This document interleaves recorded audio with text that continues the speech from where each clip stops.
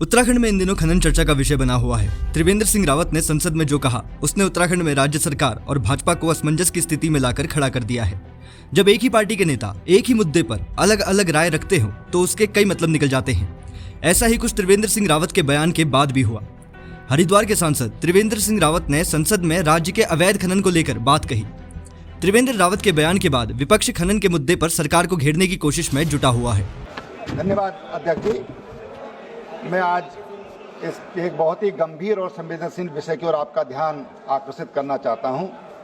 उत्तराखंड के देहरादून, हरिद्वार, नैनीताल और उधम सिंह नगर जिलों में रात के समय अवैध रूप से संचालित खनन ट्रकों से संबंधित है।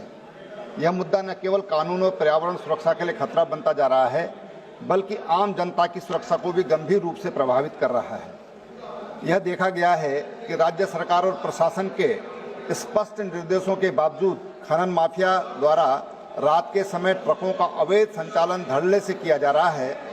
इन ट्रकों में भारी मात्रा में ओवरलोडिंग की जाती है और बिना किसी वैध अनुमति के खनिजों का परिवहन किया जाता है। इन अवैध गतिविधियों के कारण राज्य में सड़कों, पुलों और अन्य बुनियादी ढांचे को भारी क्षति हो रही है, जिससे आम नागरिकों के लिए आवागमन कठिन हो गया है। सबसे अधिक चिंताजनक बात यह है कि इन ट्रकों के लापरवाह और तेज गति से संचालन के कारण सड़क दुर्घटनाओं में लगातार वृद्धि हो रही है। कई निर्दोष लोगों की जान जा चुकी है और कई घायल हुए हैं। ट्रक चालकों के द्वारा ट्रैफिक नियमों की अनदेखी, नशे की हालत में वाहन चलाना और स्थानीय प्रशासन से मिली भगत के चलते स्थिति और भी भयावह होती जा रही है। यह आवश्यक है कि सरकार तत्काल इस गंभीर समस्या की ओर ध्यान दे और प्रभावी कार्रवाई सुनिश्चित करे। मैं केंद्र सरकार और उत्तराखंड राज्य प्रशासन से आग्रह करता हूं कि अवैध खनन गतिविधियों को रोकने के लिए एक विशेष टास्क फोर्स गठन किया जाए। रात के समय ट्रकों के संचालन पर पूरी तरह से प्रतिबंध लगाया जाए और सख्ती से उसकी निगरानी की जाए। ओवरलोडिंग रोकने हेतु सभी मुख्य मार्गों पर चेक पोस्ट लगाए जाएं और दोषी ट्रक मालिकों और खनन माफियाओं पर कठोर दंडात्मक कार्रवाई की जाए। इस मामले में संलिप्त अधिकारियों की जिम्मेदारी तय की जाए और लापरवाही बरतने वालों पर कठोर अनुशासनात्मक कार्रवाई की जाए। जब वीडियो सोशल मीडिया पर वायरल हुआ तो खनन सचिव ने इन सभी बातों का खंडन किया। इसके बाद सांसद ने खनन सचिव के बयान पर जो कहा, उसका विरोध आईएएस संगठन और दलित समाज के लोगों ने भी किया। वहीं इस मामले में भी त्रिवेंद्र सिंह रावत का बयान सामने आया है। उन्होंने कहा कि उन्होंने केवल एक मुहावरा इस्तेमाल किया था। इतना कहा गया, उसको तोड़ मरोड़ को तो नहीं कहूंगा, लेकिन उसका पहला हिस्सा वो साफ कर दिया गया। पीछा जो आगे बोला वो भी साफ कर दिया गया।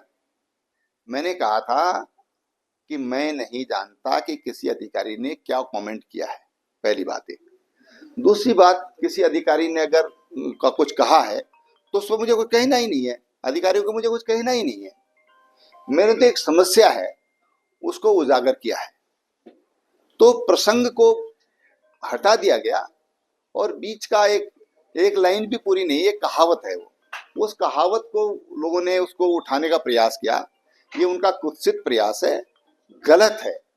इस तरह की राजनीति में इस तरह का भी काम नहीं किया जाना चाहिए। ये बात कहना कि अवैध खनन राज्य में बढ़ रहा है, ये बात पूर्णतः निराधार, असत्य, भ्रामक है, मेरा ये मानना है। और इसका सबसे बड़ा प्रमाण ये है कि जो खनन राजस्व है उसमें बहुत तीव्रता से वित्तीय वर्ष 2023-24 में जो अब समाप्ति की ओर है उसमें बहुत तीव्रता से वृद्धि हुई है। वो आज तक, जब तक इस उत्तराखंड प्रदेश का गठन हुआ है, इस राज्य के गठन 2002 के उपरांत 2025 तक, अब हम 2025 में आ गए हैं, इतना राजस्व कभी भी राजस्व खनन से प्राप्त नहीं हुआ है। यह राजस्व पिछले वर्ष की तुलना में लगभग 2.25 गुना है। यह राजस्व आज तक फाइनेंस ने जब भी टारगेट दिया है उस राजस्व को, ये प्रथम बार है कि हमने न केवल पूरा किया है बल्कि उससे 200 करोड़ से ऊपर सरप्लस राजस्व लेके आए हैं। खनन विभाग की ये उपलब्धि कही जा सकती है। और इसके अतिरिक्त इस सब के पीछे इससे ये सिद्ध तो होता ही है कि कहीं ना कहीं नियंत्रण लगा है, प्रभावी नियंत्रण लगा है खनन, अवैध खनन पर। और इसके पीछे इसके जो हम लोगों ने इसके लिए जो मॉडस ऑपरेंडी अपनाया है वो ये है कि एक तो हमने नियमों का सरलीकरण किया सबसे पहले, और दंडात्मक कार्रवाई बढ़ा दी। नियमों का सरलीकरण करने के साथ साथ दंड बढ़ा दिए। नंबर 2, हम लोगों ने नई टेक्नोलॉजीज का प्रयोग कर रहे हैं। और नंबर 3, टास्क फोर्स तहसील स्तर पर, जिला स्तर पर, राज्य स्तर पर, तीनों स्तर पर गठित है, जो लगातार सर्विलेंस करती है, लगातार देखती रहती है कि कहीं किसी तरह का कोई अवैध खनन ना हो। और जहां तक ये प्रश्न है कि रात्रि में खनन से भरे हुए ट्रक चलते हैं या इस तरह की बातें भी आती हैं, तो उसके लिए मेरा ये कहना है कि स्टोन क्रशर जो स्टील प्लांट होता है, वहां से तैयार माल जब निकलता है वो हमेशा वैध प्रपत्र के साथ निकलता है। और ट्रक रात में इसलिए ज्यादा चलते हैं क्योंकि भारी वाहनों की दिन में अनुमति नहीं है शहर में, एक बात। दूसरा, इसके पीछे भी कारण ये है कि हमारा प्रदेश एक तीर्थ मतलब पिलग्रिमेज टूरिज्म के लिए बहुत ज्यादा महत्वपूर्ण प्रदेश है। तो न केवल धर्मार्थी, सामान्य पर्यटन के लिए जो लोग आते हैं उनको भी यातायात बाधित ना हो और प्लस दुर्घटना की संभावनाएं न्यूनतम रहें, इसलिए वैध प्रपत्रों के साथ ट्रकों की आवाजाही रात्रि में। देखिए, बहुत निंदनीय बात है। अपने लोकसभा के सांसद हैं हरिद्वार से त्रिवेंद्र सिंह रावत जी, उनके द्वारा एक अशोभनीय भाषा का प्रयोग किया गया है। हम उनके शब्दों की कड़े शब्दों में निंदा करते हैं। एक IAS अधिकारी पूरे देश में अपनी सेवा देता है और निश्चित रूप से उनके द्वारा जो शब्द कहे गए हैं, मैंने उनको सुना और मुझे बहुत पीड़ा हुई। और अनुसूचित समाज में बहुत रोष है और पूरे उत्तराखंड के अनुसूचित समाज के लोग सड़कों पर उतरने वाले हैं। हम लोग इस मंच के माध्यम से आज यहाँ पर हमने एक आम सभा बुलाई थी और सभा में हमने हमारे उपस्थित साथी, आप देख रहे होंगे हमारे साथ, हमने सबको इस बारे में आधी जानकारी उन लोगों को थी, आधी हम लोगों ने उनको बताई कि पूरा प्रकरण क्या है। तो लोगों ने हमारा निश्चित रूप से हमारे साथ आए, हम सब लोगों को धन्यवाद भी कर रहे हैं। और एक विरोध की चिंगारी हल्द्वानी महानगर से पूरे उत्तराखंड में फैलने वाली है और हम आपके चैनल के माध्यम से निवेदन कर रहे हैं कि अपने शब्दों को वापस ले लें, इसी में सबका हित है। और क्योंकि हम सर्व समाज का सम्मान करते हैं और सारे समाज के लोग हमारे साथ हैं और हम कड़े शब्दों में निंदा इसकी पुनः कर रहे हैं। और मेरा नाम मनोज कुमार मन्नू, पूर्व मेयर प्रत्याशी नगर निगम हल्द्वानी काठगोदाम। इस बीच खनन पर त्रिवेंद्र सिंह रावत के करीबी माने जाने वाले और लालकुआं विधानसभा के पूर्व विधायक नवीन दुमका ने भी बयान दिया है।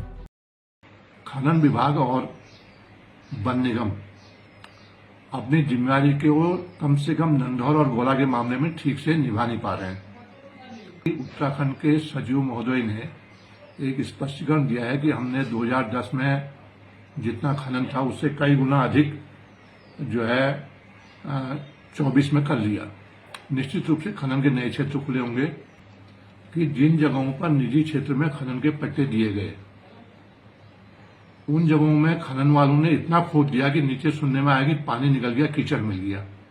जो पट्टे की जो खनन की सीमा थी उससे कई गुना अधिक जो खनन हुआ, ये मटेरियल आखिर कहाँ गया? ये मटेरियल अवैध तरीके से गया, अवैध वाहनों से गया, ओवरलोड से गया। मेरा ये मानना है कि खनन की नीति स्थायी होनी चाहिए और अवैध खनन और ओवरलोडिंग पर सख्ती से कार्रवाई होनी चाहिए। जीव खनन महोदय को भी धरातल की वास्तविकता का जानकारी लेकर के इस विषय पर विचार करना चाहिए। वहीं एक बयान भाजपा के प्रदेश अध्यक्ष महेंद्र भट्ट का भी सामने आया है, जिसमें उन्होंने कहा है कि अवैध खनन होता तो राजस्व में नुकसान देखने को मिलता, लेकिन उत्तराखंड में सरकार को खनन से रिकॉर्ड राजस्व प्राप्त हुआ है। इसके अलावा दर्जा राज्य मंत्री अनिल कपूर ने कहा कि त्रिवेंद्र सिंह रावत ने गलतफहमी में खनन को लेकर बयान दे दिया है। बहुत वरिष्ठ नेता हैं और पता नहीं क्यों किस गलतफहमी में उन्होंने ऐसा बयान दिया, जबकि पूरे प्रदेश के अंदर रिकॉर्ड खनन पर राजस्व वसूला जा रहा है। मुझे स्वयं पता है कि एक आदमी मेरी सिफारिश में आया, 35,000 जुर्माना छोड़ा नहीं। और एक रिकॉर्ड, कहीं कोई चोरी नहीं हो रही, कहीं कुछ नहीं हो रहा। छोटी मोटी घटनाएं अगर होती हैं, सरकार के या प्रशासन के संज्ञान में मीडिया छापा मारा जाता है। इसमें प्रशासन सरकार के निर्देशानुसार बहुत सख्त। देखिए, कोई सस्पेंस नहीं है। सदन में जो मामले उठते हैं उनमें उसका संज्ञान लेना सदन का विषय रहता है, लेकिन खनन के मामले में जिस प्रकार से राजस्व बढ़ा है उसकी सराहना होनी चाहिए। और जब चोरी होती है तो राजस्व घटता है, जब चोरी नहीं होती है, नियम विरुद्ध तरीके नियम से काम होता है, तो राजस्व वृद्धि होती है। जहाँ 300 करोड़ था 1000 करोड़ से ऊपर का राजस्व आज खनन से आ रहा है, तो मैं मान के चलिए कि कहीं ना कहीं उसमें गुणात्मक सुधार किया गया है।